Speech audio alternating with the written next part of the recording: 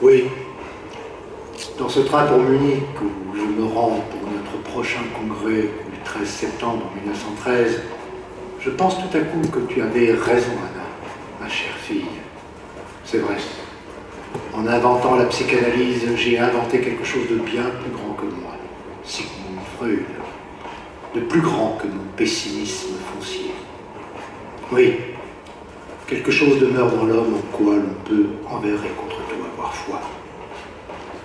Je viens étrangement d'en avoir la confirmation par l'ultime séance de l'analyse de ce jeune homme fanatique, débuté il y a 4 ans. 4 ans avant. Printemps 1909, à Vienne, bureau de Freud. Freud écrit tout en fumant le cigare. Entre la bonne, le jeune homme est arrivé, professeur. Faites-le entrer. Hugo von Klast entre. Professeur, je suis Hugo von Klast. Je vous remercie de me recevoir aussi vite. Oui. Alors, qu'est-ce qui vous amène? J'ai lu votre livre, professeur. Psychopathologie de la vie quotidienne. C'est très amusant, cette idée que nous aurions des idées qui pensent toutes seules, sans nous demander notre avis. Ça vous a amusé? Beaucoup. C'est tout à fait divertissant, tous ces petits riens, ces lapsus qui voudraient dire quelque chose. Vous devez bien rigoler en écrivant tout ça. Je passe mon temps à rigoler. La vie est tordante, vous ne trouvez pas? D'un certain côté, je la trouve très drôle. De l'autre? De l'autre. De l'autre côté. D'un autre côté, tout n'est pas rose, n'est-ce pas? Je suis comme tout le monde. Il m'arrive d'être bizarrement tourmenté. Vous n'avez pas l'air tourmenté du tout en disant ça. Ah si, vous avez l'air tourmenté par mon cigare. Votre cigare. Oui, je n'ai pas l'air, mais vous savez, l'air. En vérité, professeur, j'ai de drôles de pensées. Des pensées que je n'aime pas, qui m'assaillent avec une espèce de sauvagerie. Vous n'aimez pas les sauvages? Je n'aime pas la sauvagerie humaine. Il y a dans la nature humaine quelque chose qui me... Qui vous? qui me dégoûte. Et qui vous déroute?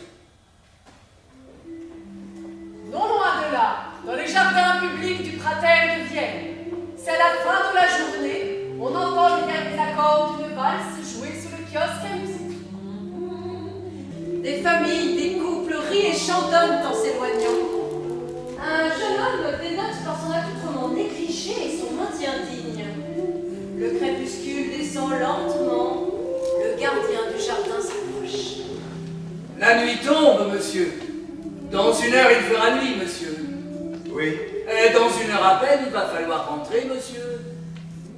c'était une belle journée, non? Ah, une très belle journée. Et maintenant, voilà, c'est bientôt la nuit. C'était la journée du 20 avril 1909.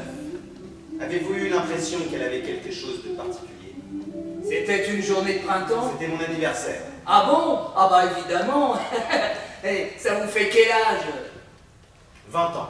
20 ans. Le 20 avril. Ah, c'est un jour spécial. Moi, le jour de mes 20 ans, c'était... Pas moi. Pas vous quoi? Je ne ressens rien de spécial. À part ce banc. Ce banc, il est spécial? Très spécial. La nuit est tombée, monsieur le gardien. Il fait doux. Je crois que je vais dormir sur ce banc. Ce n'est pas qu'il soit défendu de dormir sur un banc, mais ce n'est pas recommandé. Les nuits sont très fraîches, et sans compter les rôdeurs. Ce n'est pas le jour de mes 20 ans que je vais me mettre à avoir peur de Vienne. D'ailleurs, je ne suis pas seul. Un chien errant tourne autour et s'approchant du jeune homme pose une patte sur lui. Je vous présente mon ami Wolf, De qui vous n'avez pas peur? de Vienne. Ah, oui, bien sûr. Le gardien s'éloigne, s'arrête, se retourne. Bon anniversaire, monsieur. Vous êtes monsieur? Adolphe. Bon anniversaire, monsieur Adolphe. Je me rappelle le jour de mes 20 ans, tous ces projets que j'avais. Vous devez en avoir plein la tête. Le gardien s'en va. Mais oui, monsieur le gardien. Ce banc est spécial. Très spécial. Le métal est de Linz. La peinture est tchèque. Les clous doivent être hongrois. C'est bien un banc d'Habsbourg. Il s'endort, le chien à ses côtés. Retour au bureau de Freud. Freud fume toujours son cigare. Professeur, j'ai complètement oublié de vous remettre cette lettre du docteur Jung. Freud, surpris, lâche momentanément son cigare. De Jung? C'est un ami de ma famille. Il m'a dit que ce pourrait être intéressant pour moi de faire une psychanalyse avec vous. Bon, il a même ajouté que ce pourrait être intéressant pour vous. Pour moi. C'est ce qu'il a dit. Je crois qu'il vous explique. Cher monsieur le professeur, j'espère que le conseil que je donne à monsieur Hugo von Klast de vous consulter vous paraîtra, malgré son caractère paradoxal, recevable. Pour aller au vif de la question, monsieur von Klast éprouve une répulsion incompréhensible dont le caractère irrationnel ne lui échappe pas contre les juifs. Freud regarde Hugo. Quand monsieur von Klast est venu me voir en me disant qu'à son avis, seul un médecin arien pourrait l'aider à résoudre ce problème, je l'ai pris à contre-pied en lui disant qu'il serait peut-être plus difficile, mais plus fécond pour lui, d'aborder le problème de face avec un psychanalyste juif. Naturellement, j'ai pensé à vous au cas où vous accepteriez. Croyez, cher monsieur le professeur, à mes sentiments respectueux. Carl Gustav Jung. Ces idées que j'ai avec Les Juifs, vous ne pouvez pas dire le mot. Oui, ces idées. C'est ce que vous appelez une phobie. C'est possible. Et ça s'analyse. Ça s'analyse. Vous acceptez de me prendre en analyse, professeur. J'accepte. Ça sera dur? Non, Non. ça sera très dur.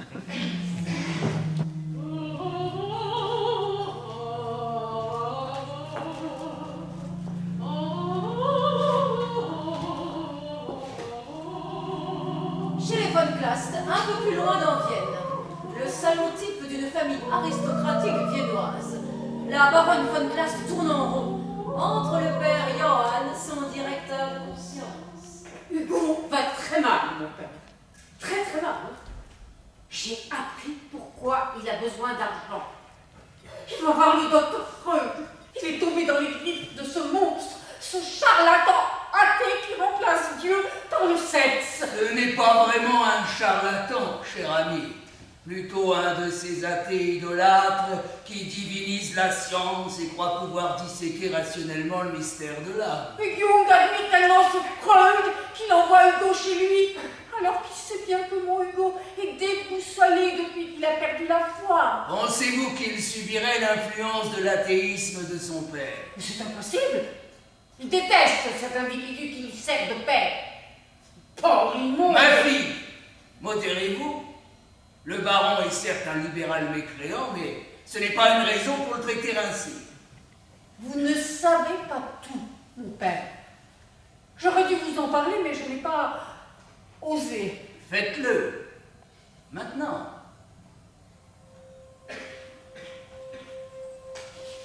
C'était à Noël dernier, pendant la messe.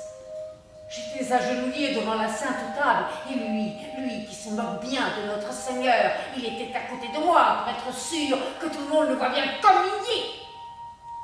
L'odeur de son hypocrisie était si forte que j'ai failli me trouver mal quand vous lui avez donné la sainte hostie. Il a ouvert la bouche, et j'ai vu que ce n'était pas une bouche, mais une gueule de chacal. Un animal, une bête. Ces mots défilaient dans ma pauvre tête et je luttais pour les chasser. C'était impossible. Je sentais son odeur de bête immonde. Alors j'ai compris. Vous avez compris. Oh, pardonnez-moi, père, mais j'ai eu cette pensée sacrilège. Dites. J'ai compris pourquoi je n'ai jamais pu accepter qu'il me touche. J'ai compris que je savais depuis toujours, depuis notre nuit de noces, qu'il était une bête. Une bête. Et il n'a pas d'âme. Depuis c'est horrible, tout Tous les jours, je sens cette odeur de carnassier, c'est même tellement bon que... Que, Je ne sais pas si je me fais des idées ou si réellement... si réellement, Il sent l'animal. J'aurais dû vous parler de cela plus tôt, n'est-ce pas? oui, J'avais peur que vous me preniez pour une hystérique.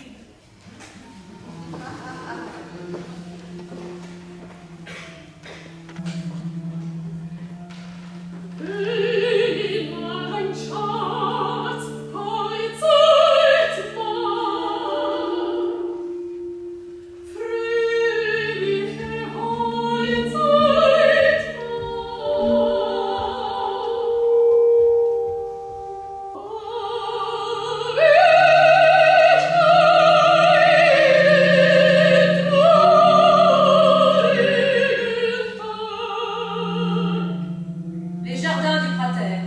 La nuit est tombée. Adolphe, sur le banc, caresse le chien. Tu vois, Wolf, ils rentrent chez eux. Pour eux, c'est un jour comme un autre. Pour moi, toi, tu le sais, c'est pas tout à fait pareil. J'ai eu 20 ans. Qu'est-ce que t'en penses? Adolphe regarde un homme élégant passer devant lui. Et ce type bien mis, là, tu le vois? Ça ressemble à quoi, ces 20 ans? Regarde cette bouche molle. Elle ne doit savoir mordre que de la chair animale. Comment une bouche comme celle-ci pourrait-elle mordre autre chose que du cadavre? Adolphe regarde le chien fixement. Toi aussi, mon pauvre Wolf. Tu as oublié le loup que tu as été. Tu es devenu un bâtard. À ton avis, s'il me regardait, que pourrait-il voir? Que pourrait-il comprendre de ce que je suis? S'il devait faire un rapport sur moi, qu'est-ce qu'il dirait à son chef? Le jeune homme a fêté son anniversaire sur un banc du Prater, air commandante. Il s'est entretenu avec son ami. Qui est cet ami? Un chien. Un chien. Un chien, air commandante, c'est son confident. Le jeune homme semble être un artiste. Il a posé sa candidature à l'académie. Naturellement, il a été refusé. Ça ne m'étonne pas d'un homme qui parle avec un chien. Le jeune homme a critiqué nos peintres officiels, Klimt en particulier. Klimt, qui c'est celui-là? C'est à lui que la municipalité a commandé, dans l'esprit d'union de la raison et des arts chers à notre empereur, plusieurs figures d'Athéna. Athéna, qui c'est celle-là? Une déesse grecque, air commandante. Le jeune homme a aussi parlé des cheveux peints par Klimt. Klimt parle des cheveux. Pas des cheveux de femme qui s'écoulent comme de l'eau, qui évoquent une forme d'abandon. D'abandon sexuel, air commandante. Le jeune homme a dit aussi qu'il trouvait cette mollesse dégoûtante. Qu'est-ce qu'il a dit sur cette mollesse? Qu'elle séduit les jeunes Allemands, car on ne leur parle que des dieux grecs et qu'on leur fait oublier Wotan et nos dieux germaniques. Adolphe sort du dialogue imaginaire. L'homme et le chien se regardent. Mon vieux Wolf, je sais que toi tu m'entends. Toi, tu ne sais pas ce qu'est le mensonge. Le chien fait demi-tour et s'en va. Je vais dormir sur ce banc. La nuit enveloppe le jardin. Adolphe semble endormi. Une ombre s'approche. tu peux faire une petite place? Tu veux en fumer une? Oh bah dis donc, t'es pas bavard, Toto Larico. J'ai envie de dormir. T'as fait un dessin cet après-midi. T'as même fait un dessin que t'as laissé sur ce banc, un dessin de la cathédrale Saint-Étienne. Ben, comme tu l'avais laissé, j'ai pensé que je pouvais le prendre. Alors je l'ai pris et je l'ai vendu 20 couronnes. Et 20 couronnes? Bon ben, tiens, voilà 10 couronnes. Moitié-moitié, c'est correct, non? C'est correct. Tu sais dessiner. Je sais vendre. Tu donnes d'autres dessins et on partage. Hein? Qu'est-ce que t'en penses? Comment tu t'appelles? Anish. Reinhold Anish. À qui t'as vendu ce dessin? Oh, dans un café, un gros bourgeois. Si tu signais, ça serait encore mieux, hein. Pourquoi mieux? Ah, meilleur prix de vente, hein. Mentalité du bourgeois, mon pote. C'est quoi ton nom? Ne m'appelle pas mon pote. Pourquoi? Je ne suis pas ton pote. Oh, bah d'accord, t'es pas mon pote. Alors, comme ça, tu dessines des bâtiments. Pas seulement. J'étudie Wagner aussi. Wagner. Wagner était un génie. Il nous aide à voir ce qui se passe autour de nous. Tu vois ce qui se passe autour de toi en ce moment? Ben moi je vois que cette nuit il va faire froid. Je vais dormir au refuge de Maïding. Allez, tu viens avec moi. Non. Tu préfères avoir froid sur ce banc? Oui. On va à ton aise. Je reviendrai demain. Tu me prépares un beau dessin, que je réalise une belle vente. Oui. Ah, n'oublie pas de le signer, hein. C'est quoi ta signature? Adolphe. Bonne nuit, Adolphe. Aniche, rêve. Aniche s'éloigne. Adolphe s'allonge à nouveau sur son banc. Il est frigorifié.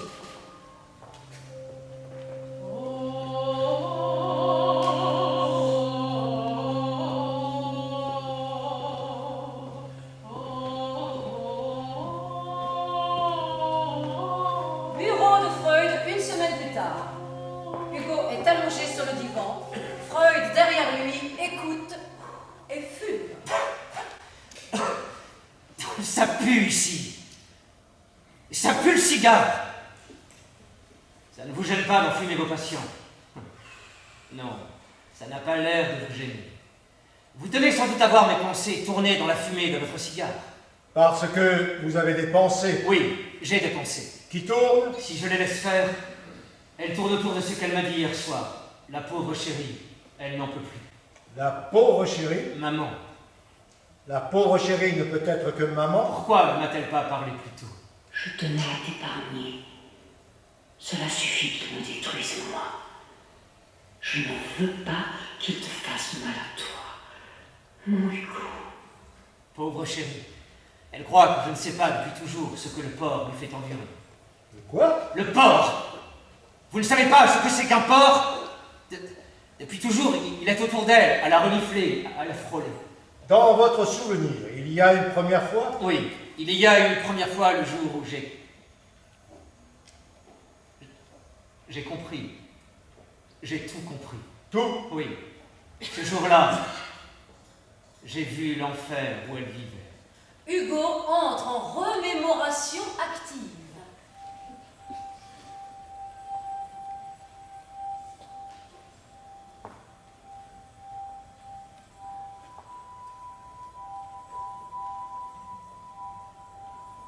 Nous sommes dans le salon.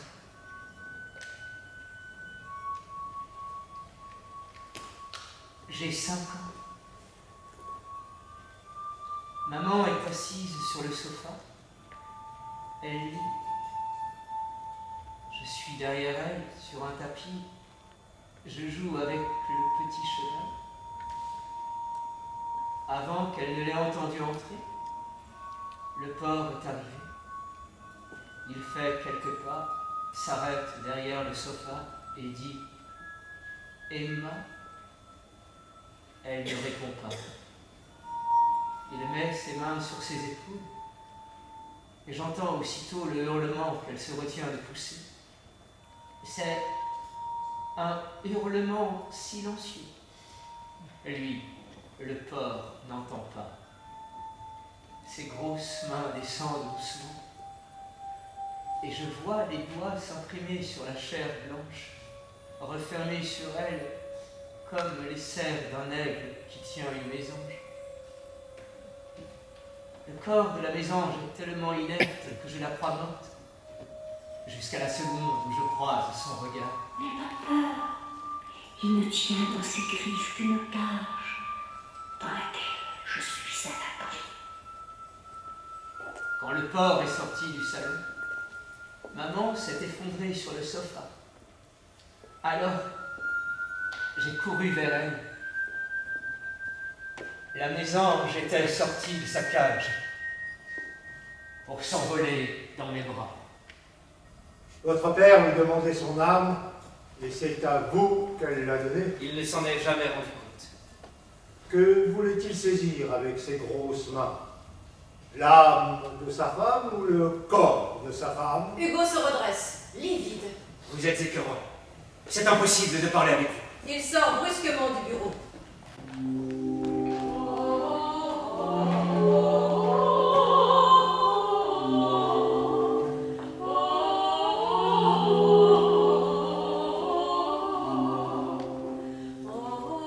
refuge municipal à l'autre bout de la ville. Adolphe, Anish et Hans sont attablés au réfectoire. Molly leur sert ce qui semble être une soupe. Hé, Anish, où est l'art? C'est vrai que la vieille peau a dit du sou, rien du sou jusqu'à la fin du mois. Madame la directrice fait ce qu'elle peut avec les sous. Elle a ses bons côtés. Elle m'a redonné du tabac. Qu'est-ce que t'as bien pu lui dire, Anish? Je lui ai rien dit. Elle m'a juste vu donner une pièce. Ben ça a suffi. Ah, tu savais qu'elle te voyait. Évidemment que je le savais. Elle savait que tu la voyais. Ben évidemment non. Bah, il est malin, le Anish. Il fait comme le petit Jésus. Pas de publicité quand on donne aux pauvres, à condition que tout le monde le sache. Hé, Anish, si un jour on retombe dans la merde, tu viendras nous donner la pièce, à nous aussi. Oui, surtout si la directrice me voit faire. Parce que tu crois que tu vas retomber dans la merde. Évidemment, quand on a commencé à tomber, on tombe sans arrêt. Qu'est-ce que ça veut dire, on tombe sans arrêt? Ça veut dire qu'à un moment, on peut plus regresser. Tu comprends? Tous s'use ici, avec tous ces juifs qui nous sucent le sang. Tu piges? Molly pose un bol devant Adolphe. Merci, mademoiselle. Hé, Anish, viens un peu bégueule, ton copain. Tu peux pas m'expliquer qu'ici elle s'appelle pas mademoiselle, elle s'appelle la grosse chérie. Cette soupe est délicieuse, mademoiselle. Hé, Anish, il se prend pour un monsieur, ton copain. Et si c'était un monsieur? Hé, tu peux lui dire ce que c'est? Un monsieur, la grosse chérie. Un monsieur, c'est quelqu'un qui va te foutre ce couteau dans la viande si tu l'appelles encore une fois la grosse chérie. Hans, impressionné, se lève et s'en va. Il est ignoble, ce type. Il y en a d'autres comme ça ici? Tous ceux qui sont ici ont la colonne qui se gondole. Qu'est-ce que c'est que ici? Il n'y a pas de ici. Il n'y a que des maintenant. Maintenant, je suis ici pour quelque temps parce que le destin a voulu que pour ma 20e année, j'apprenne ce que je ne connaissais pas. Le froid, la faim, le refuge. Et quand le destin te fait passer du trottoir en refuge, et du refuge au trottoir, et ça pendant toute ta vie, il veut quoi le destin? C'est le destin qui veut ça, monsieur Adolphe? Il veut que tu connaisses ce qui est petit pour te permettre d'imaginer ce qui est grand. Que tu vois la bassesse pour t'obliger à penser ce qu'est la grandeur. Ah, c'est joli ce qu'il dit. Chambre de Molly. C'est la nuit. Molly, joyeuse, écrit à sa sœur Bertha. Ma chère Bertha, il faut que je te parle d'un nouveau pensionnaire qui a été amené ici par un certain Anish. Dès que je l'ai vu, celui-là, j'ai compris que lui, c'était un monsieur, un vrai monsieur. Parce qu'il me cause et me dit des choses que même toi, qui as fait plus d'études que moi, tu n'as jamais entendues. La dernière chose qu'il m'a dite, c'est que je devrais apprendre à chanter, vu que je ressemblerais à une chanteuse qu'il connaît. Une authentique Valkyrie qui chante à l'opéra. Et qui devait chanter dans le temps, dans la forêt, près de chez lui, à côté d'une source, près d'un lac.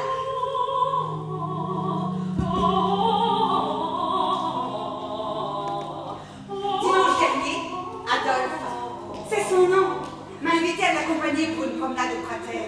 Il m'a emmené à la grande roue. Ah, mais quel vertige! Ah, mais je n'ai pas du tout peur, hein. Mais alors, pas du tout. Après, nous sommes allés nous promener au bord du plan d'eau et nous avons assisté à une compétition sportive entre un canoë piloté par l'équipe de Vienne et l'autre par celle de Prague. Il fallait voir briller les yeux d'Adolphe. Il m'a expliqué que notre jeunesse serait sauvée par le sport. Ça m'a permis d'apprendre que notre jeunesse devait être sauvée. Quand il me parle, il dit qu'il voit dans la fraîcheur de mon âme la preuve que mon esprit n'a pas été pollué par les préjugés. Pollué, c'est le mot qu'il emploie.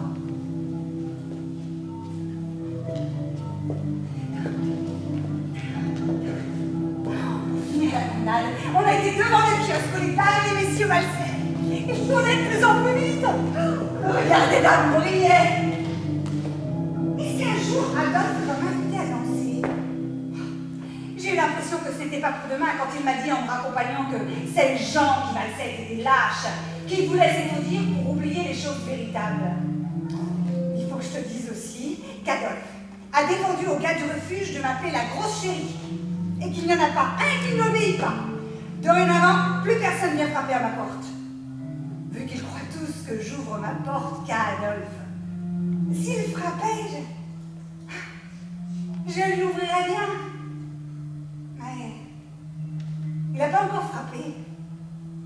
C'est sans doute ça, un vrai monsieur. Quelqu'un qui prend le temps.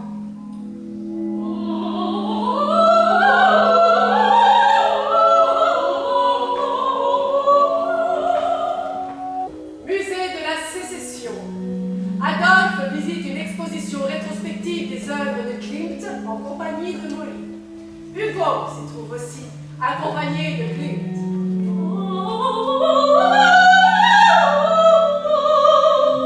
Tu vois, Molly, l'art d'aujourd'hui, c'est un art qui a peur de nos propres origines. Aujourd'hui, ce n'est plus la lutte de Parsifal et de Siegfried qui symbolise le combat de la jeunesse, non. C'est le combat de Thésée, d'un grec qui n'a jamais connu notre pays. Vous avez entendu? Oui, c'est amusant. Molly devant la toile de Thésée tuant le Minotaure. Et c'est là qu'il sait. C'est la déesse Athéna. Tu vois les images qu'on donne en pâture aux jeunes gens d'aujourd'hui? Si vous voulez vaincre, faites-vous donc protéger par une femme, et de préférence par une grecque. Je vois que l'idée d'être protégé par la déesse raison vous agace, cher monsieur. Évidemment que ça m'agace. Vous croyez que le statut d'Athéna dans les héros dans leur parlement a fait progresser la justice? À mon avis, la déesse peinte par Klimt n'est pas celle que voulaient les libéraux. Merci, mon cher. Mais pourquoi c'est pas la même? Regardez sur le bouclier d'Athéna. Regardez la méduse. Si je rencontrais Monsieur Klimt, je sais ce que je lui dirais. Vous lui diriez. Je lui dirais qu'il joue un double jeu. Pour les uns, la bestialité de la méduse est plus forte que la raison, et pour les autres, la raison domine la méduse. Moi je dis que Monsieur Klimt ne sait pas lui-même ce qu'il croit. C'est pas idiot. Ça vous étonne? Oui. Parce que j'ai l'air d'un idiot. Ne vous méprenez pas. Mon ami disait justement qu'il était... Il était étonné de voir que quelqu'un avec un air d'idiot dise des choses paillettes. Un peu plus loin, Molly devant la toile mouvante. Oh, viens voir comme c'est beau. Il y a encore une question que j'aurais voulu poser à Monsieur Klimt. Pourquoi ne peint-il que des femmes nues? Ça lui ferait peur de peindre des hommes. Il est incroyable. Klimt montre le tableau d'Adèle Bloch-Bauer. Vous voyez, celle-là, elle n'est pas nue. Vous aimez? Oh, elle est belle. C'est toujours la même chose. Regardez tous ces ronds. Ce sont les yeux de la méduse qui regardent l'homme. Vous comprenez pourquoi il ne peint pas les hommes? Pourquoi? Il est médusé par les femmes. Elles lui prennent toute sa force. Ce Klimt est un avorton.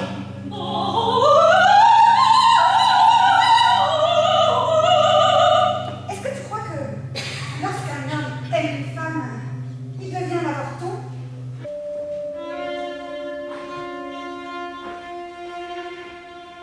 Mon ami, Monsieur Klimt, a été très intéressé par votre commentaire. Mais c'était Monsieur Klimt. Oui, c'était lui.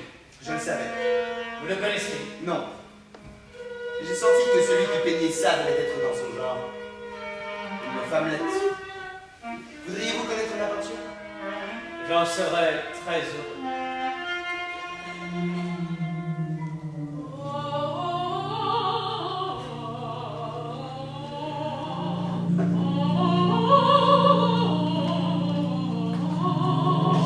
Salon des Von Clast, quelques jours plus tard.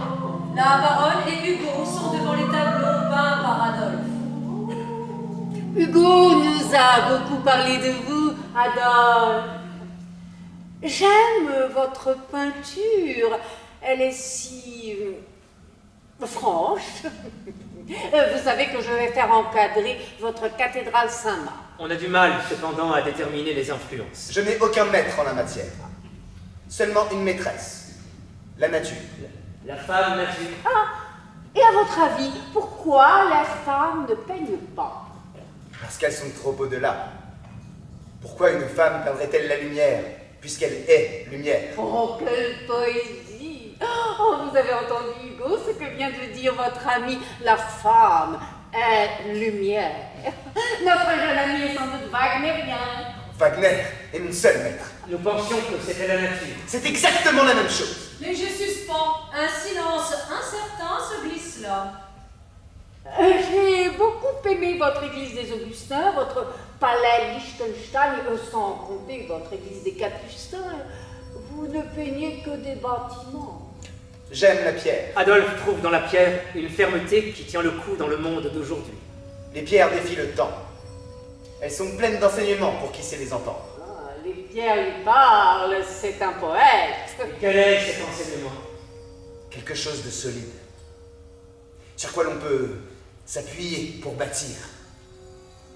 Quelque chose qui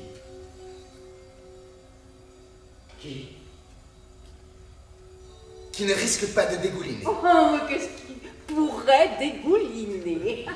Tous ces cheveux de femme nue que peint M. Klimt, n'est-ce pas un dégoulinage abject? Très long silence, chacun est sidéré par cet éclat. Asseyons-nous pour le thé. Vera, le thé. Vous voudrez bien m'excuser. Des affaires m'attendent. Je dois partir. Au revoir, mère. À demain.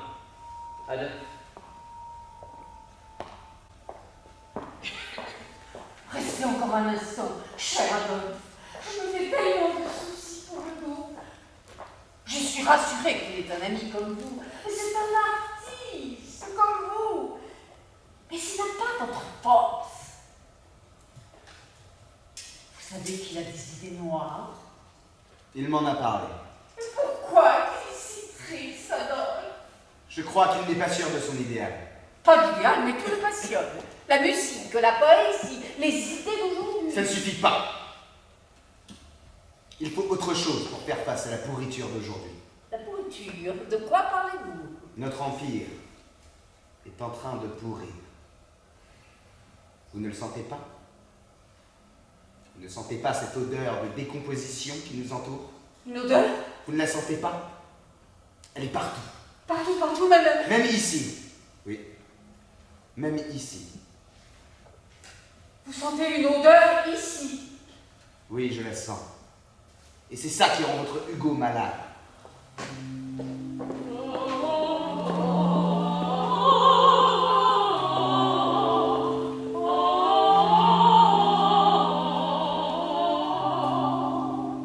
Refuge municipal, quelques jours plus tard. Molly et Anish sont au réfectoire. En retrait, Adolphe dit: Hier, j'ai vendu 3 toiles, 20 couronnes chaque. Et j'ai une grosse commande pour un boutiquier hongrois, Newman, et une autre pour un certain Morgenstern. Encore un juif. Et Adolphe, nous voilà assez riches pour quitter ce refuge de misère et aller s'installer au foyer de la Brigitte Nao. Oh, la directrice, elle adore les livres. Elle y a installé une immense bibliothèque. Une bibliothèque? Ouais. Adolphe n'a plus besoin de bibliothèque, il a lu tout ce qu'il faut lire. Tu te trompes. J'ai encore beaucoup de choses à lire. Quand je les vois tous s'entasser comme des bêtes, je pense à l'avenir. Je veux faire construire des logements neufs. Qui va construire ces logements? Un jour, je le ferai. Je serai architecte et je le ferai. Tu vas devenir architecte? Oui. Je deviendrai architecte et je ferai construire des logements où on aura droit à la lumière, à l'eau propre, à des légumes verts. Oh, des légumes. Oui, des légumes. La viande donne des flatulences. La flatulence abdominale, tu sais ce que c'est, toi, non? Le tabac et l'alcool aussi seront interdits. Et le sexe? Quoi? Le sexe. Bah, le sexe, c'est bon ou c'est pas bon? Pauvre imbécile, tu ne sais pas de quoi tu parles. Le sexe est la pire et la plus belle des choses. La plus belle quand elle est au service de notre flamme sacrée, de notre pureté vitale. Tu comprends ça? Non. Non. Bah, je sais pas ce que c'est la pureté vitale. Adolphe, tu ne vois pas qu'il te fait marcher? Est-ce qu'il y a quelque chose dans la vie en dehors du tabac, du lard ou du sexe qui te fasse rêver? Paraît que tu rêverais d'être fonctionnaire. Toi, pauvre Adolphe, sais-tu seulement ce qu'est la vie d'un fonctionnaire? Alors ne dis pas pauvre Adolphe, tu veux pas prendre mon poing dans la gueule. Ensuite, tu ne connais rien. Figure-toi que je n'avais qu'un geste à faire pour devenir fonctionnaire. Mon père était inspecteur des douanes. Inspecteur des douanes. Oh, tu aurais pu. Il rêvait que je sois son double. J'aurais eu comme lui un bel uniforme de crétin. Une sainte femme que j'aurais battue. Et un fils qui aurait reçu sa raclée parce qu'il n'aurait pas violé son à son père. Comment était-il devenu fonctionnaire? Ton grand-père était déjà... Non, Ton grand-père, il faisait quoi? celui-là, c'était un salopard encore pire que mon père, on n'en parle pas. Pourquoi? Parce qu'on n'en parle pas. Mon grand-père ne sait pas qui c'est. Hitler Hitler ou Frankenberger. Ma grand-mère est tombée enceinte quand elle est déplacée chez ses juifs.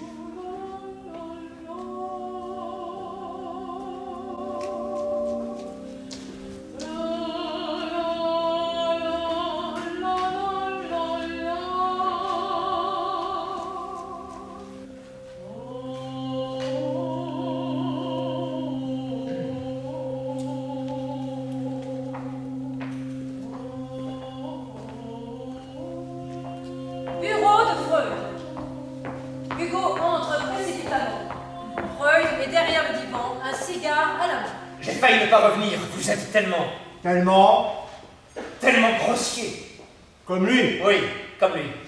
Comment pouvez-vous faire ce métier si vous n'avez aucun sens de la délicatesse? Vous profanez ce qui est poétique en utilisant des mots obscènes. Je me demande ce que je fais avec vous. Soyez moins évasif. Quel mot obscène ai-je employé? Le mot corps, c'est laid, c'est grossier. Parler du corps De maman? Ce n'est pas dans ce sens que le mot est grossier, c'est quand vous avez dit. Le corps de sa femme. Oui, c'est quand vous avez dit ça. N'est-elle pas sa femme? Si, elle est sa femme, mais Mais pas par le corps. oui, pas par son corps. Dans votre souvenir, vous disiez qu'il l'avait prise dans ses bras. Quoi de plus banal, un homme prend sa femme dans ses bras. Vous n'écoutez pas. Je vous disais qu'il la prenait dans ses bras, mais que le corps de la pauvre chérie était absent, totalement absent. C'est ce que vous disait son regard? Oui. Pourquoi dites-vous la pauvre chérie? Vous ne comprenez rien. La pauvre chérie, c'est une manière de dire qu'elle était forcée, qu'elle était obligée de subir. Vous le sentez. Évidemment que je le sens. Cependant, vous n'êtes pas elle. Quand il a mis les mains sur elle, c'était comme si... Comme si vous étiez elle. Oui, c'était horrible. Ces grosses mains ignobles. Qu'est-ce qu'elle voulait saisir? Je vous l'ai déjà dit, elle voulait son âme. Elle voulait saisir la petite mésange? Oui, la mésange. Le crétin croyait qu'il suffisait de toucher son corps. C'était un crétin parce qu'il ne savait pas que ce corps était frigide. Comment? C'était un crétin parce qu'il s'imaginait que ce corps aurait pu être réchauffé. C'était un crétin parce que ses grosses mains grossières auraient voulu acquérir le contraire de la grossièreté. Quand les grosses mains ignobles de votre père s'est posées sur elle, pourquoi ne lui disait-elle pas non? Je vous ai dit qu'elle hurlait à ce moment-là. Non. Vous avez dit qu'elle hurlait silencieusement. Oui. Et dans le silence, j'entendais son cri. Et elle savait que je l'entendais. Vous n'avez pas répondu à ma question. Pourquoi ne criait-elle pas à haute voix? Très long silence.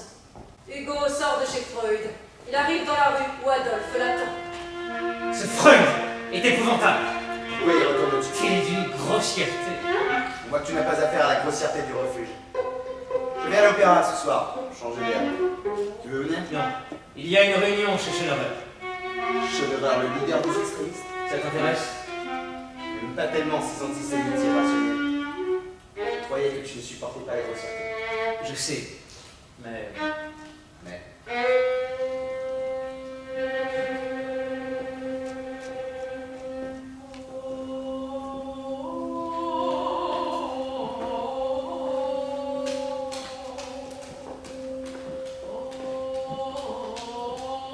Bureau de Freud, quelques jours plus tard. Karl Carl Gustav Jung est en visite chez Sigmund Freud qui lui montre sa lettre. Vous m'étonnez, Gustave. Vous qui êtes si direct, pourquoi une telle précaution? Je n'avais pas envie que vous voyiez ce garçon en sachant tout de suite pourquoi, à mon avis, c'était vous et vous seul qui deviez le recevoir. De plus en plus mystérieux.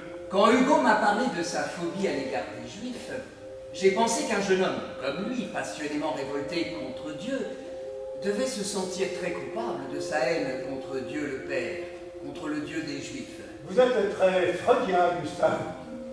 Peut-être même un peu plus que moi. Oui, sur ce point, notre jeune ami ressemblerait étrangement à notre cher Oedipe. Le problème, professeur, c'est ce que j'ai appris de la famille von Klast. Pour commencer, le grand-père maternel était juif. Quoi? Hugo ne le sait pas. Et vous, comment savez-vous? Ah, je suis un ami de la famille. Je sais également que ce grand-père sur son lit de mort était accablé du remords de s'être converti. Eh bien, je crois que Hugo expie la faute du grand-père. Alors ça... Vous êtes sûr de cette histoire? Ah, le grand-père a changé de nom. En fait, il s'appelait Abramovitch. J'ai pensé que cela pourrait vous intéresser. Si la phobie d'Hugo ne vient pas de lui, mais de son grand-père, il y a une question. L'esprit d'Hugo ne pourrait-il pas avoir accès à quelque chose qui lui préexiste? Je vous vois venir, Gustave. Venir où? Je vous vois revenir à notre démarche mystique, un savoir caché sur quelque chose qui serait en dehors. Je crois avoir démontré que le rêve ne vient pas des dieux, mais de cette chose intérieure à l'homme, que j'ai nommée inconscient. Ne pensez donc pas que Hugo puisse avoir un savoir inconscient sur cet autre qui était le grand-père? Sans doute que si, mais pas de façon directe. Je crois qu'il peut lire dans sa mère comme dans un livre ouvert, étant donné la relation incestueuse qu'il a avec elle. Relation incestueuse. Vous n'avez pas perçu leur incroyable relation fusionnelle? Vous parlez d'un désir infantile. Évidemment. Si ce désir a existé, n'est-il pas oublié? Si. S'il est oublié, il n'existe plus. Il est dépassé. Si, il existe. Conservé par l'oubli. Vous mettriez-vous à douter du refoulement, Gustave? Peut-être. Vous abandonnez complètement ce que j'ai découvert. La loi existe parce que le père impose l'interdit de l'inceste. Cher professeur, vous êtes en train de décrire les Hébreux recevant dans la crainte et le tremblement le don de la Torah sur le Sinaï. Peut-être. Vous voulez arracher la psychanalyse au danger d'un ghetto pour lui donner une portée universelle et la vous la ramener à la tradition locale d'un dieu juif. C'est ce que vous dites était vrai. Eh bien, alors, j'aurais échoué sur l'Italie? Mais non. Pourquoi n'irait-il pas en vous des racines bibliques qui organisent et structurent votre inconscient? De même que pour vous, il y aurait des racines germaniques qui structureraient un autre inconscient? Exactement. Il y aurait un inconscient sémite déterminé par une loi biblique et un inconscient arien déterminé par les mythes germaniques. Oui, pourquoi pas? Pourquoi faites-vous cette tête, professeur? Mais je suis épouvanté, non? Le soir, dans sa chambre, Molly finit d'écrire à sa sœur Bertha.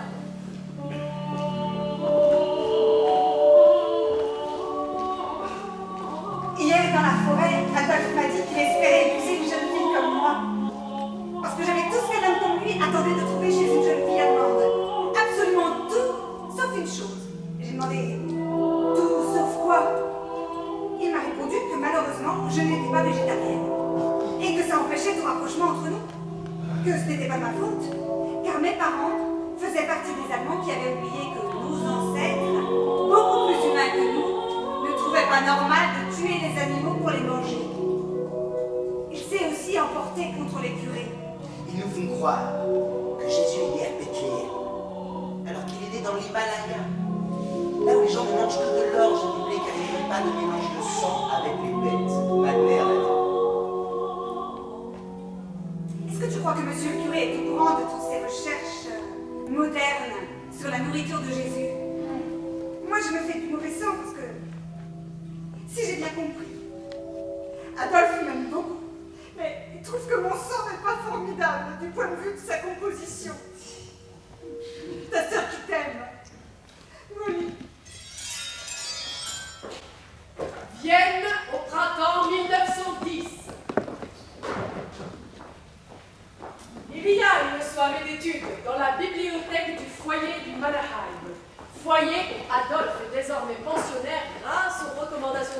Baron von Klast. Un conférencier fait face au public. Les pensionnaires, Lieberman, Adolphe, accompagné de Molly, écoutent. La directrice, fébrile, présente son invité. Eh bien, comme vous le savez, le professeur Panofsky enseigne l'histoire des idées politiques dans notre faculté. Il vient nous parler ce soir du défi lancé aux nations européennes. Eh bien, vous avez la parole, professeur. Merci. Bien, messieurs, hérite de l'idée de liberté inventée à Athènes et de l'idée de fraternité des peuples inventée en France. Excusez-moi, juste une question. Il paraît que vous êtes né professeur à Munich. Pourquoi n'enseignez-vous pas là-bas? Excellente question. Pourquoi j'ai choisi d'enseigner à Vienne? Eh bien parce qu'il y a dans l'unité de cet empire où coexistent 10 nations, 3 religions, 10 langues, l'idée d'un ordre supranational, universel, Excusez-moi, professeur, mais dites-nous un peu comment il se transmet aux Autrichiens, là. Votre idée d'un homme supranational. Par l'école, la connaissance des lois, la religion... Les lois! Quelles lois? Les lois votées au Parlement pour faire croire aux miséreux à la moralité de ces lois qui les font vivre dans des conditions. Je veux bien que vous soyez marxiste. Ce n'est pas une raison pour dénigrer nos lois. Elles ont prévu que même les plus démunis puissent fréquenter notre école, notre armée. Oui, parce qu'elles ont prévu que les indigents admirent tellement votre culture, votre richesse, qu'ils ne demandent rien d'autre que de devenir des esclaves inconscients de votre système. Je ne comprends pas ce que tu dis, Lieberman. Qu'est-ce que tu comprends pas? Tu dis que les indigents sont inconscients.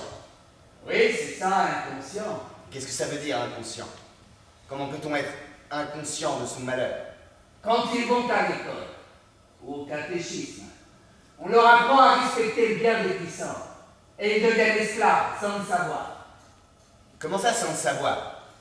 Dis-moi, Lieberman, quand il y a la guerre, et qu'ils sont fiers de faire le sacrifice de leur vie par amour pour leur patrie, ils ne savent pas ce qu'ils font? Non!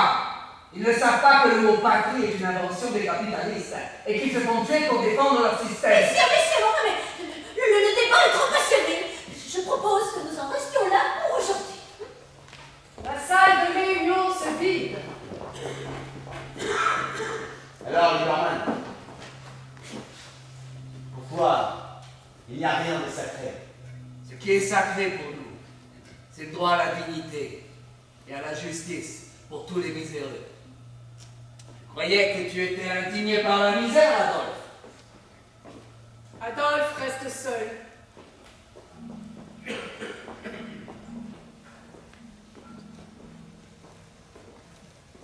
Comment ça marche, le truc des rouges?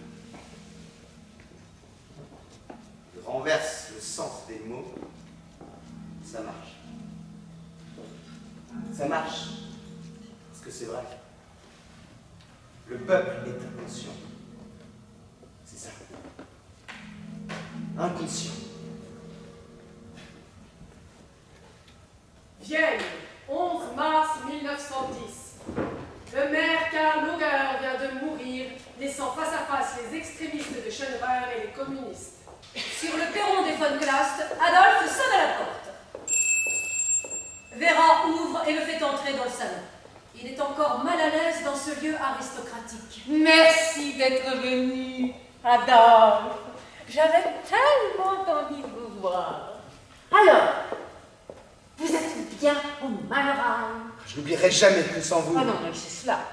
C'est tellement naturel d'aider les artistes. Et puis, vous faites tant de bien à eux. Vraiment? Ah, savez-vous qu'il a été troublé par ce que vous lui avez dit sur Schönbrunn? Qu'est-ce que j'ai dit? Vous lui avez dit que vous ne l'accompagneriez pas à cette réunion car vous n'aimiez pas la grossièreté de ces gens. C'est exact. Je suis comme vous. Je hais cette grossièreté. Comment mon Hugo peut-il fréquenter cette racaille? C'est pour cela qu'il va si mal. Sans compter Sans compter. l'énergumène qui va avoir 3 fois par semaine. Le docteur Freud. Oui! Cet obsédé sexuel! Franchement, Adolphe, maintenant qu'il est clair que je n'ai plus aucune influence sur Hugo, il n'y a que vous qui puissiez l'aider aider à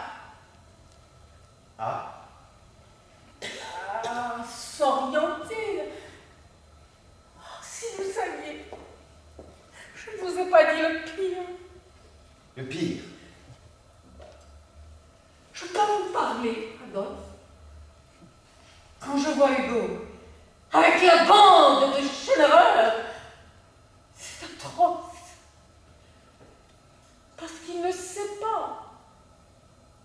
Il ne sait pas. Mon père était juif, Adolphe. Son grand-père est juif. Il s'est converti. Pourquoi? Mais par lâcheté. J'entends encore ses frères le traiter de traître. Et aujourd'hui, j'entends Hugo traiter les juifs. De traître? Oui, j'entends ça. Adolphe se lève. La baronne le reconduit à la porte. Oh, merci d'être là, Adolphe. Oh, voulez-vous venir demain avec Hugo? Des gens importants viendront nous expliquer la nouvelle situation politique. À demain, n'est-ce pas? Le lendemain soir, dans le même salon des von Klast, la baronne, le père Johann, Hugo et Adolphe. Père Johann pense que la mort de Karl Luger est très inquiétante. J'exagère, père. Oh, vous le savez, j'étais loin d'être infidèle de notre mère Luger. Mais je reconnais aujourd'hui que sans lui, le péril rouge est encore plus préoccupant. Sans Karl Luger pour les contenir, je crains le pire. Oh, le pire. Karl Luger aimait le Christ. Il aimait l'empereur. Oh, il critiquait les Juifs, mais n'a jamais rien fait contre eux. Avec lui, on n'avait pas honte d'être antisémite. Oh, avec lui, on ne pouvait même plus parler d'antisémitisme. Il était si distingué. Et c'est pas pour rien que nous, les femmes, l'appelions le beau Karl. Oui, en l'absence du beau Karl, il faut annoncer des choses fortes que le peuple chrétien puisse entendre. Il faut apprendre aux hommes et aux femmes de ce pays à relire l'Évangile, hein, c'est urgent. Par exemple?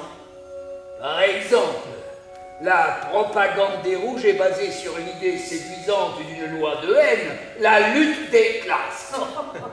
Eh bien, réapprenons à découvrir qu'avec l'amour en Jésus-Christ, nous sommes libérés de toute loi, de la loi terrible de Moïse, comme de la loi haineuse de M. Karl Marx. Mais libérés par quoi? Oh, mais par l'amour, Adolphe. Par l'amour. Et pourquoi l'amour libérerait-il le peuple? Il est merveilleux, hein? Pourquoi l'amour libère-t-il? Vous n'avez jamais aimé, Adolphe? Si. Alors? Lorsque nous aimons, sur le mode absolu qu'évoque Madame la Baronne, hein, nous sentons quelque chose que les marxistes ne peuvent plus ressentir, que nous sommes voués à éprouver un amour sans limite, universel. Comme si nous étions tous frères. Comme si nous étions tous frères. Frères et sœurs. Fils et filles d'un même père. Dans la rue, un peu plus tard, Hugo et Adolphe semblent encore très animés par la discussion. Tous frères et sœurs. D'où vient cette foutaise? Ce sont les Juifs qui font croire ça. Pourquoi ils font croire ça? Ils font ça par intérêt. Ce sont des traîtres. Mais quoi? Des traîtres? Où as-tu entendu ça? Je n'ai pas besoin d'entendre, je le sais. C'est comme ça. Comment comme ça? On ne fait pas les choses comme ça, quelqu'un te l'a dit. Je n'ai pas eu besoin qu'on me le dise. Je l'ai toujours su. Il y a un grand spécialiste à Vienne, Guido von List, qui explique ça mieux que moi. Je t'emmène l'entendre demain.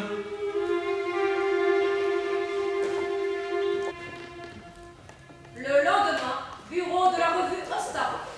Consacré au développement du racisme le plus fanatique qui n'ait encore jamais existé à Vienne, Ostara se présente comme la bibliothèque des Blonds. Guido von List en est le maître à penser. C'est funérailles nationales pour notre mère Luger, quelle escroquerie! Allez-vous assister à cette petite soirée, mademoiselle? Oui. Et vous, Hugo? Nous avons eu hier soir à la maison une réunion avec le père Johann pour parler de la situation et de l'avenir. Ah, celui-là, j'imagine mot pour mot ce que cette fripouille a bien pu vous dire. C'est une fripouille. Hier, le père Johann a dit quelque chose d'intéressant, que la loi de Moïse et celle de Marx étaient la même. Je connais sa chansonnette sur la loi biblique. Pendant que votre attention est détournée, il vous vend sa nouvelle loi, celle du petit Jésus, et ça marche presque à tous les coups. Qu'est-ce que vous appelez la loi de Jésus? La loi de l'amour. D'un côté, il a dû vous dire qu'on n'a plus rien à voir avec les Juifs, et de l'autre, il a dû vous ramener à Jésus, sans vous dire, naturellement, qu'il était le plus juif des Juifs. Comment ça, le plus juif des Juifs? Premièrement, sa mère était juive.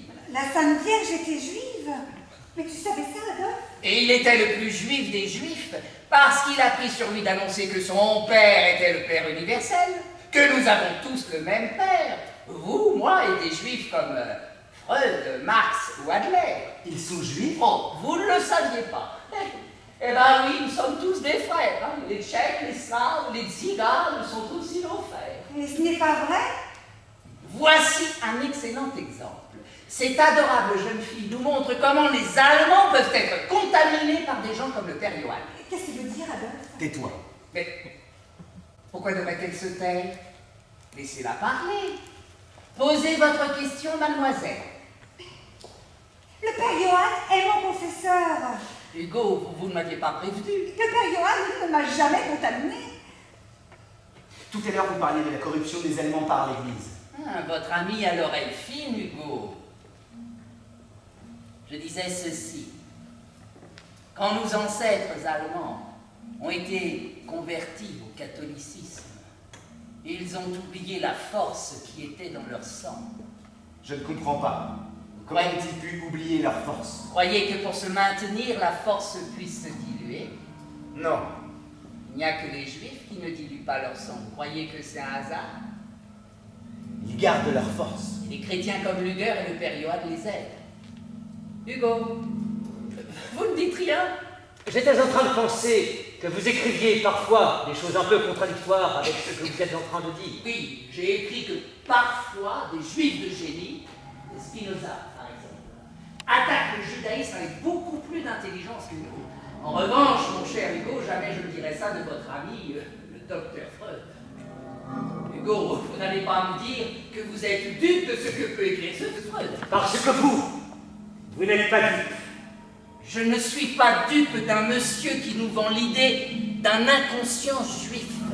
Son fameux désir pour l'objet sexuel. Qu'est-ce que c'est? Qu'est-ce que c'est? C'est le désir d'un juif brun. Pour les Ariennes blondes, ça ne va pas plus loin que ça. Il suffit de savoir lire. Ah, monsieur Freud, quand il écrit comme s'il parlait très bien allemand, pour qu'on ne se rende pas compte qu'en vérité, il parle hébreu. Hugo, vous êtes dupe de ce Freud. Et vous, monsieur Adolphe, vous êtes comme votre ami ou pas? Au sortir de la rue de Crostara, Adolphe marche dans la rue d'un pas vif. Molly le suit avec peine. Tu savais, Adolphe, que la Sainte Vierge était juive? Adolphe marche comme un automate. J'ai bien vu que t'as l'air étonné quand le professeur t'a appris qu'Adler et Marx aussi étaient juifs. Et le docteur Freud aussi. Ils sont calés, tous ces juifs. Tu trouves pas? Adolphe continue à marcher. Mais moi, je croyais que tu savais tout.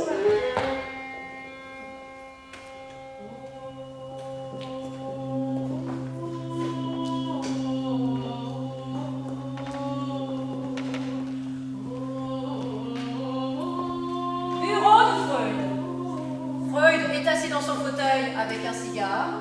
Hugo est allongé sur le divan, une bouteille de schnapps à la main. Quel effet ça fait, cher professeur, d'avoir sur son divan depuis plus d'un an un antisémite?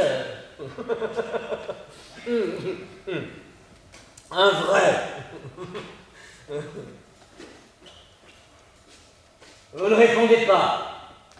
Vous ne répondez pas parce que c'est la règle du jeu. Un peu facile, non? Je vous imagine dans votre petit cénacle du mercredi soir. Qu'est-ce que vous allez bien pouvoir leur raconter au sujet de ce jeune homme de bonne éducation, musicien, amateur de Nietzsche, de Rilke, de Goethe, de Schnitzler, et en même temps réceptif aux irritations de Schoenhauer, de ce diable rejeté par tous les bons libéraux? Oh, je vous vois d'ici exposer mon cas. Messieurs, est-ce que ma théorie du complexe d'Oedipe permet d'interpréter provoquer la haine fanatique de ce jeune homme raffiné. Professeur, oh, c'est assez banal de nos jours. Professeur, votre type est inutile. Professeur, oui, ce sont des gens qui n'affirment leur volonté de puissance que par la haine. Hugo, regarde le typhon. Non. Alors, professeur, Quoi d'autre? comment? Quoi d'autre? Vous n'avez rien d'autre à me dire? Vous vous foutez complètement de moi. Je vous hais, professeur Freud, et ça ne vous fait ni chaud ni froid. Ce n'est pas parce que vous le dites que je suis obligé de vous croire. Alors là, je dois reconnaître que je m'attendais pas à celle-là.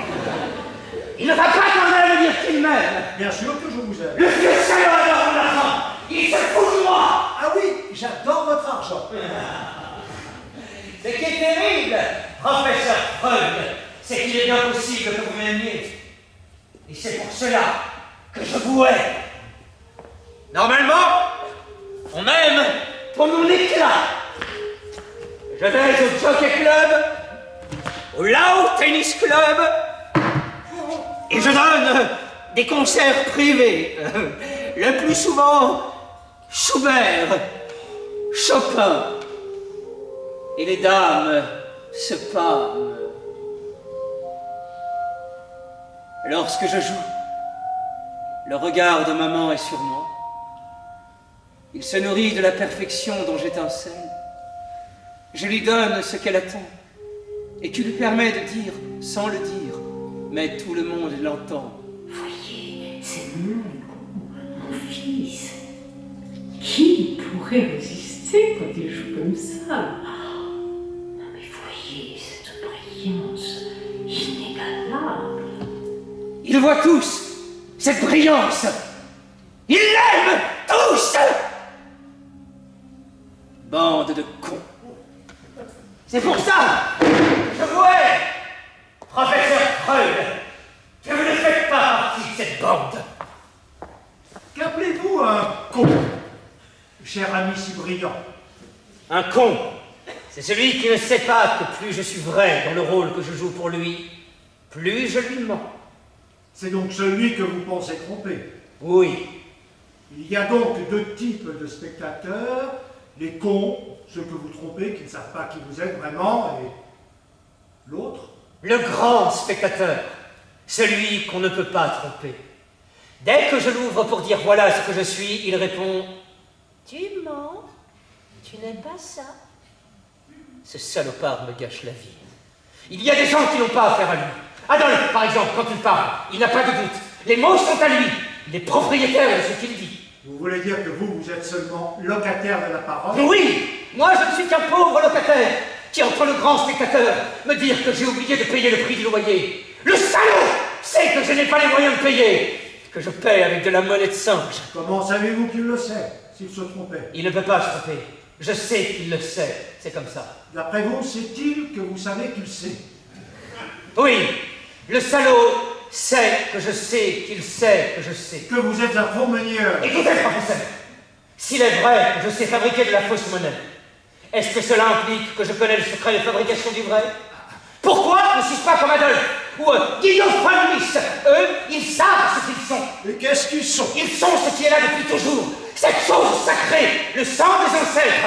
Rien n'est sacré pour vous, professeur Freud? Si, mais pas le sacré à 100 sous. C'est quoi, le sacré à 100 sous? Les idoles. Le sang à rien, c'est une idole? Une idole. C'est à la mode. Et pourquoi cela donne tant de force d'aimer une idole? Est-ce que vous savez, professeur Freud, pourquoi votre Dieu le Père a été infoutu de dire aux Juifs la vraie règle du jeu à observer pour qu'ils ne soient plus persécutés par lui? Vous allez me le dire. Oui, oui, je vais vous le dire. Parce que votre putain de Dieu le Père était antisémite. Il voulait faire chier son monde. C'est pas bête. Et puis un jour, il s'est dit, je vais leur pardonner, leur envoyer mon fils, ils n'auront qu'à l'aimer et à le manger, et ils ne seront plus inquiets. Bon, il faut reconnaître que c'est quand même plus facile, non? Il ne nous demande pas de penser, juste de l'aimer. Il n'y a qu'un seul problème, professeur Freud. C'est que ça ne marche pas. Pourquoi? Pourquoi ça ne marche pas? Parce que je ne peux pas y croire.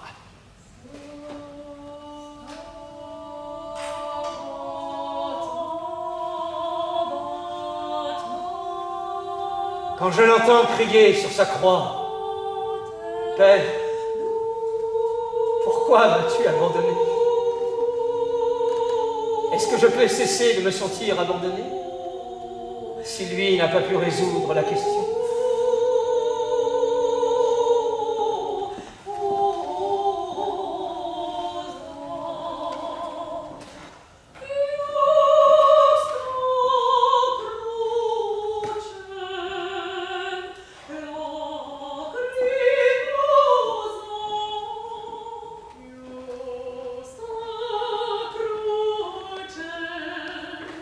Ça ne va pas du tout, mon père. Il faut me confesser, je m'y retrouve plus. Mais calmez-vous, mon enfant.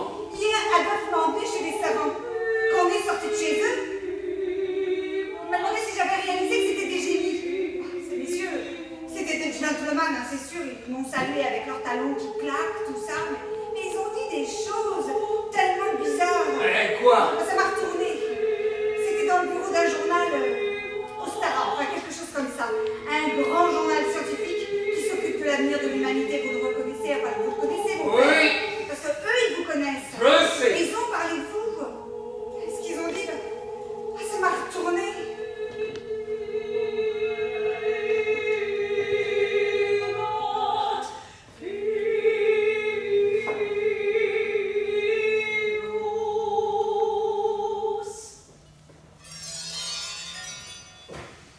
Novembre 1911. Nouvelle soirée d'études dans la bibliothèque du foyer de Malherheim. La directrice présente sa nouvelle invitée. Oh, je suis heureuse de saluer la régularité de ces réunions qui montrent combien nous sommes intéressés par la compréhension des multiples problèmes culturels. Eh bien, nous accueillons ce soir Madame le professeur Kreiswich, qui a enseigné la philosophie à Prague. Vous avez la parole, professeur. Alors aujourd'hui, d'un côté l'on valse et de l'autre, on pérore dans nos cafés. Autrefois dans la cité grecque, la parole et la musique, Apollon et Dionysos n'étaient pas divorcés. Quand la parole de l'acteur épousait le chant du cœur, le peuple était unifié par ses épousailles. Unifié par le spectacle, par l'accord de la parole et de la musique. Mais qu'est-ce que c'est que ce baratin, professeur? Vous essayez de nous faire croire qu'à cause d'une opérette, il n'y aurait plus les riches d'un côté et les pauvres de l'autre. Ça m'aurait étonné que M. Lieberman ne nous récite pas son catéchisme rouge. Oui, ça m'aurait étonné, Lieberman, que vous soyez capable de concevoir que certains puissent s'élever au-dessus de ces instincts égoïstes que vous excitez avec votre soi-disant lutte des classes. Oh, c'est dommage, mon cher Adolphe, que tu te mettes à hurler dès que tu as quelque chose à nous dire. Hein. Mais tu nous prives du plaisir de t'entendre avec cette petite voix perçante. Mais dis-nous, Adolphe, où il est l'homme? Et qui est-il, celui qui peut s'élever au-dessus de ses instincts égoïstes? Je ne rêve pas envoyer au socialisme. C'est dommage qu'Adolphe se sache compte par la suite. Il suffirait, messieurs, que les participants soient un peu moins passionnés pour que notre discussion redevienne passionnante. Il me semble que Madame le professeur, en nous renvoyant à la cité grecque, nous invite peut-être à un parallèle audacieux avec l'actualité de l'Empire. Juste une remarque. Les valeurs universelles d'aujourd'hui, qui sont chrétiennes, sont très différentes des valeurs païennes de la cité grecque. Puis-je poser une question, professeur? Oui. Le jour où nous assisterons à la réalisation du grand Reich allemand, elle se fera, selon vous, madame, grâce à la proclamation de valeurs chrétiennes ou bien païennes? Et si ce n'était ni l'une ni l'autre, s'il vous appartenait à vous, aujourd'hui, d'inventer des valeurs absolument nouvelles? Vienne au printemps 1912, dans les jardins du Prater. Sigmund Freud arrive près du kiosque à musique. Adolphe vend ce jour-là ses aquarelles. Freud les regarde longuement. Cette aquarelle du Reichstag est intéressante. C'est 20 couronnes. C'est cher. Le bâtiment est très bien proportionné, tout est parfaitement reproduit. Oui, tout y est. Non, pas tout. Là, il manque quelque chose. Je sais. Pourquoi? C'est comme ça. Vous n'aimez pas la statue d'Athéna? On peut dire ça. Laissez-moi deviner pourquoi. Parce qu'elle est trop bien proportionnée. Je parie que vous êtes influencé par l'art moderne qui casse les proportions humaines. C'est très visible, là. Là, qu'est-ce qu'il y a? Vous avez dessiné quelques personnes devant le Parlement et leurs corps sont tout à fait disproportionnés, n'est-ce pas? C'est voulu, bien sûr. Ils sont disproportionnés. Regardez cette tête, là, elle est presque aussi grosse que le tronc, et ses bras, là, aussi longs que les jambes, vous voyez? Oui.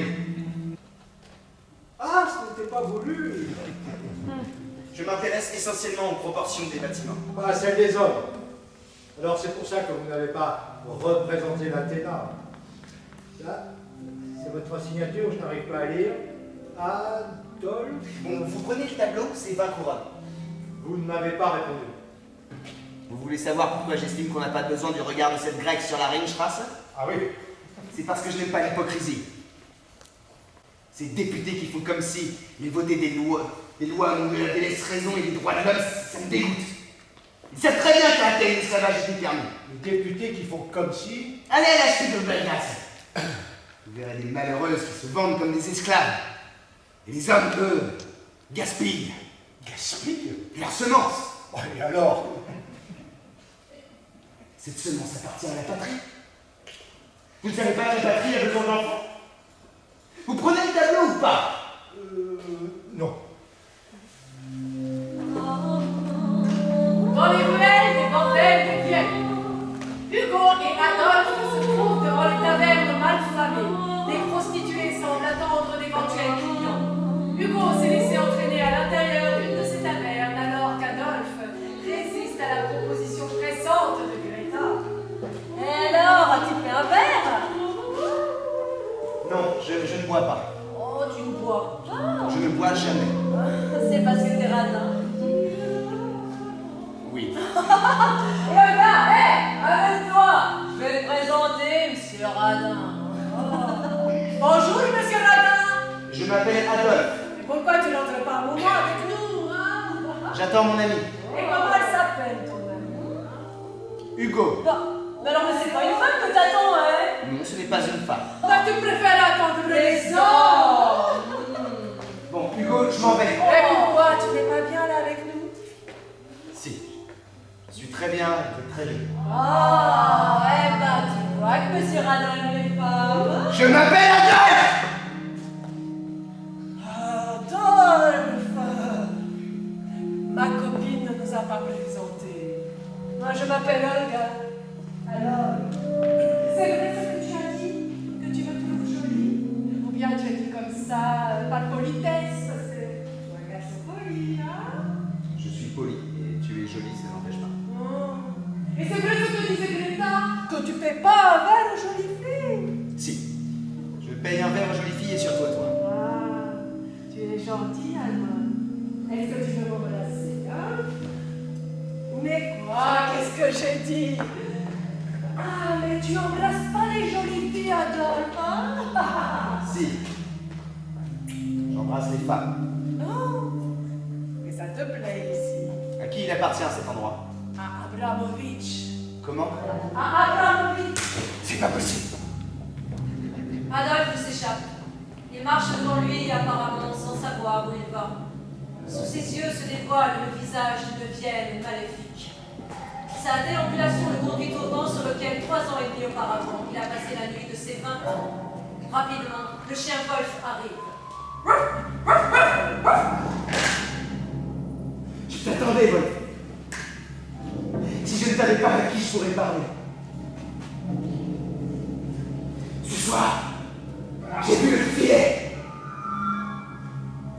Oui, voilà. Ils ont mis un filet qui enserre tout. Et tu vois, les mailles sont très fines. Comme ça, les poissons ne peuvent pas sortir.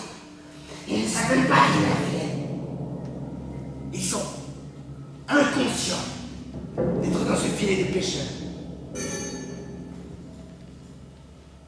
Mais il y en a un qui n'est pas inconscient. C'est le pêcheur. Le juif. Lui, il il sait que la moisson est bonne. Tu vois, dans son filet de maquereau, tout ce qu'il ramène, il y a les pauvres putains dans le filet d'Abramovitch, le pauvre Hugo dans le filet de Freud, les pauvres syndiqués dans celui de Marx et Adler, et les pauvres chrétiens dans celui de Jésus, Marie, Joseph.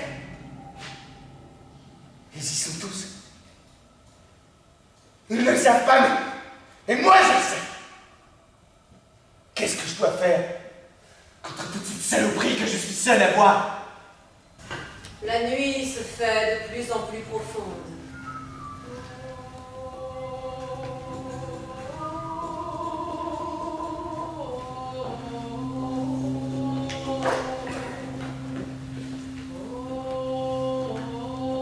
Vienne, hiver 1912. Sur le seuil de son bureau, Freud avec Carl Gustav Jung. Nous n'allons sans doute plus nous revoir.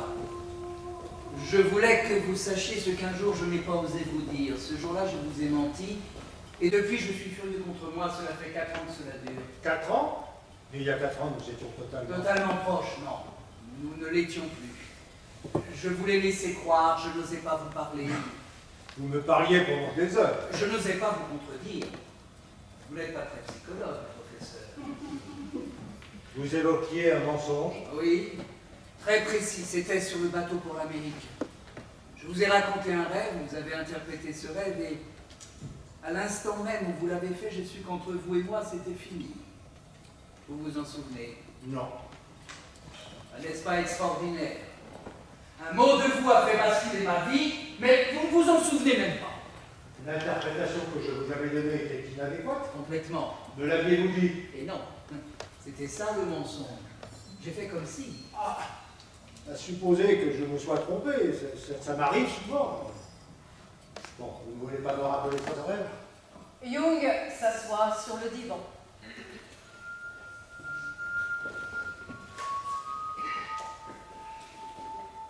J'étais dans une maison. Je descendais un escalier. Il y avait là une lourde porte que j'ouvrais. Je découvris un second escalier que je descendis pour parvenir dans une très ancienne cave voûtée. Dans le sol, il y avait un anneau que je tirai. Une dalle se souleva et je découvris un troisième escalier que je descendis aussi pour parvenir dans une grotte rocheuse. Dans l'épaisse poussière qui recouvrait le sol, il y avait là 2 crânes humains, très vieux. Et je me suis réveillé. Joli rêve, en escalier. Et quelle était mon interprétation? Vous m'avez demandé au sujet de ces 2 crânes, de qui désirez-vous la mort?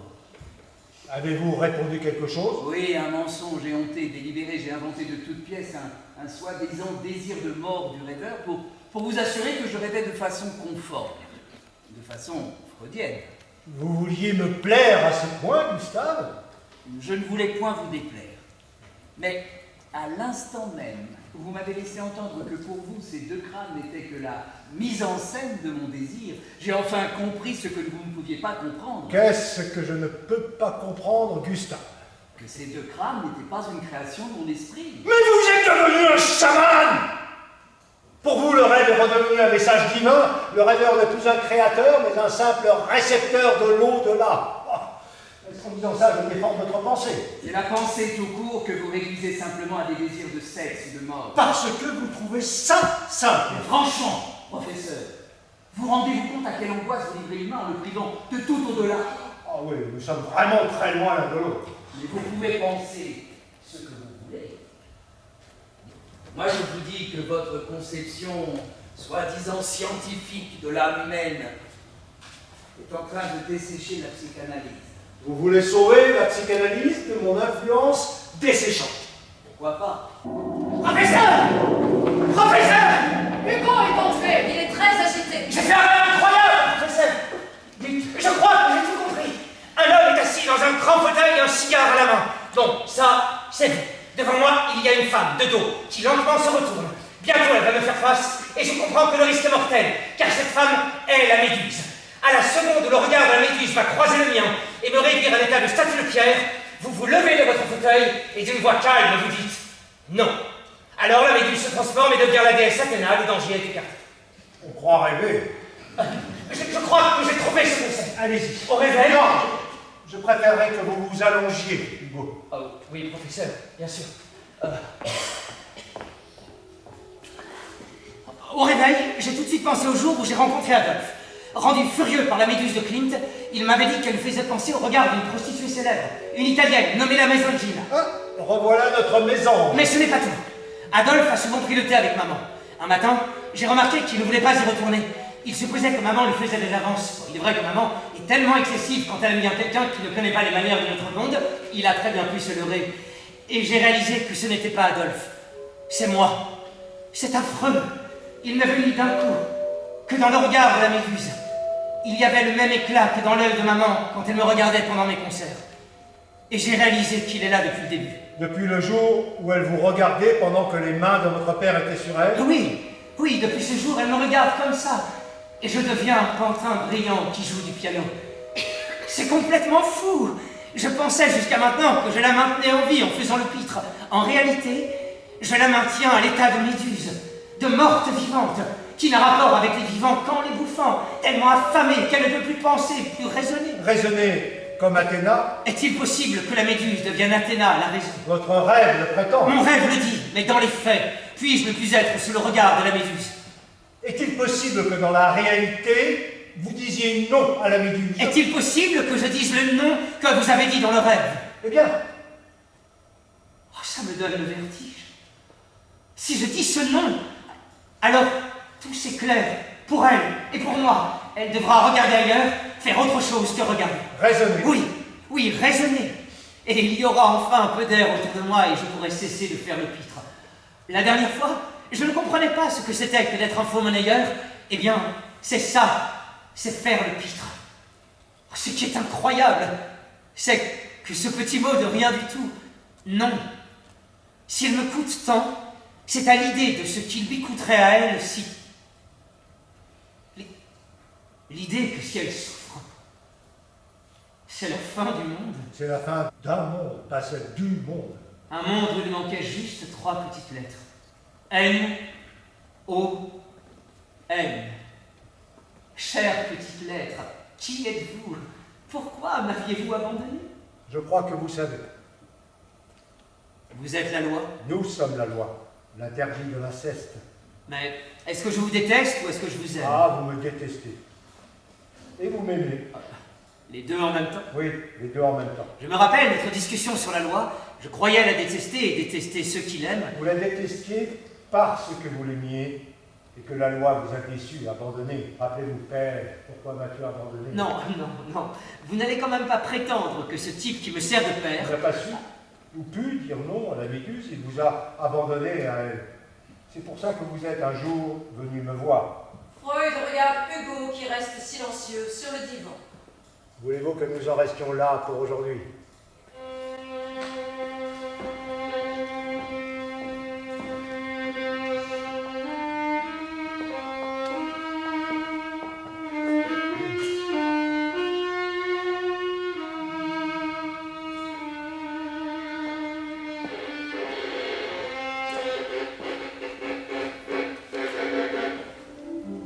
Vienne, fin 1912. Dans les jardins du Prater, sur le banc où Adolphe a passé sa première nuit le jour de son anniversaire. Il a donné rendez-vous à Molly. Je vais partir, Molly. Partir? Où ça? Il me cherche pour le service militaire. Il va y avoir la guerre? Oui, il va y avoir la guerre. Tu ne veux pas faire l'armée, Adolphe? Pas ici, Molly. Pas pour ces Habsbourg pourris. Tu sais, j'ai tout compris. Tout? Est-ce que je peux partir avec toi? Non, Molly. Je ne te reverrai plus? Mais tu voulais devenir architecte? Je reviendrai. Quand? Je reviendrai. Mais quand? D'abord, qu'est-ce que tu as compris? Je ne peux pas t'expliquer. Je suis trop idiote. Tu veux que l'idiote te dise quelque chose? Elle te dit que tes génies de Staras, c'est des pauvres types. Oui, il y a des choses sur lesquelles il se trompe. C'est ça que tu as compris? Qu'il aurait fallu un troisième homme qui aurait pu parler aux chrétiens comme Le Hugger et qui aurait détruit leur Dieu comme Schoenhauer, sans le dire, évidemment. Détruire Dieu? Oui. Mais est-ce que tu es devenu fou? Je t'avais dit que tu ne pouvais pas comprendre. Es-tu capable de voir à qui profite le fait de croire que Jésus est un Père universel, le Créateur du monde? Quel que soit notre pays, notre sang, nous sommes des frères. Nous sommes bien sûr les frères de ceux qui n'ont pas de pays. Les Juifs, ils sont partout chez eux. Rothschild, c'est le capital dans les banques étrangères. Jésus, c'est le capital qui est au ciel. Freud, c'est le capital qui est dans l'inconscient, etc. Si tu comprends, Molly, c'est toujours la même chose. Qu'ils arrivent à nous détourner de notre propre force, de notre sol, de notre sang pour nous vendre un ailleurs qui leur sert à nous donner mauvaise conscience. C'est ça que tu as compris?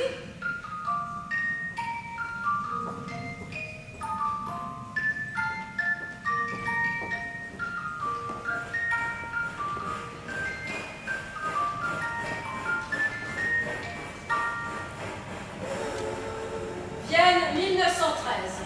Lettre croisée d'Adolphe à Molly et de Freud à sa fille Anna. Ma chère Molly, quand tu auras reçu cette lettre, je serai à Munich. Tu sais que je rêve depuis longtemps de ce retour au berceau allemand. Ma chère fille, je me rends finalement à Munich pour notre prochain congrès d'automne. Tu sais qu'aujourd'hui sort en librairie mon dernier livre, Totem et Tabou, qui établit la rupture absolue entre la psychanalyse et l'univers arien vers lequel se dirige désormais Jung. À Vienne, ils ne savent pas qu'ils sont voués, comme tous les décadents, à disparaître. Un homme nouveau va maintenant surgir. Si je devais un jour être amené à parler de mon combat, Mein Kampf, je dirais qu'arrivé à Vienne, demi-enfant, j'en suis parti en homme, guidé par une définitive vision du monde. Je ne te dis pas adieu, chère Molly, mais au revoir. Car quelque chose me dit qu'un jour, je reviendrai à Vienne. Adolf Hitler. Pour revenir au jeune Hugo, cet antisémite ex-militant de Schennerer, son analyse réussie m'a appris que l'homme, gardé envers et contre tout, la possibilité de revenir à la case départ, juste avant le moment où il s'était égaré, pour rechoisir autrement. Ton père qui t'aime, Sigmund Freud.